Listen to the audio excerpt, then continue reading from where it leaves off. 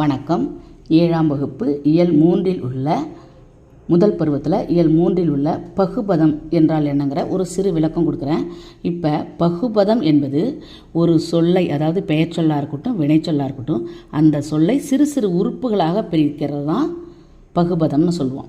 இப்போ பாலன் என்பதை பால் கூட்டல் அன், படித்தான் என்றால் படி கூட்டல் இத்து கூட்டல் இத்து கூட்டல் ஆண், புனைந்து என்பது புனை கூட்டல் இத்து தான் இந்தா தெரிஞ்சிருக்கு, அதற்கடுத்து இத்து கூட்டல் ஊ புனைந்து.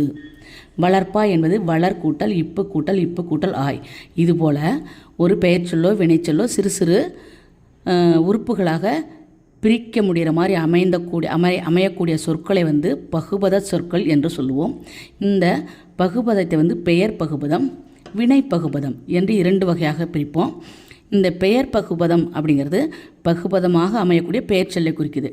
இந்த பெயர் சொல் 6 இடங்கள், அதாவது பெயர் பகுபதம் 6 இடங்களில் வரும். பொருள், இடம், காலம், சினை, பண்பு, தொழில்.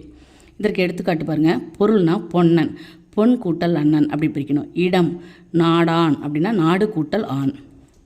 காலம்னா சித்திரையான், சித்திரை கூட்டல் ஆண். சினைனா கண்ணன், கண் கூட்டல் அன்.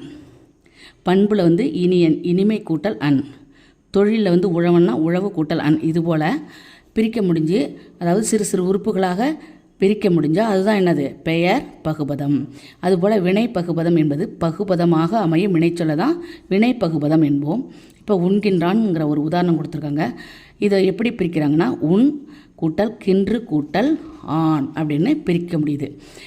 இதை தான் வினை பகுபதம் என்று சொல்லுவோம். இதை நீங்கள் இந்த பெயர் பகுபதம், வினை பகுபதம், பகுபதம் என்றால் என்ன, பகுபதம் எந்தெந்த இடங்களில் வரும் அப்படிங்கிறதெல்லாம் நீங்கள் நல்லா மனப்பாடம் பண்ணி வச்சுக்கணும். நன்றி.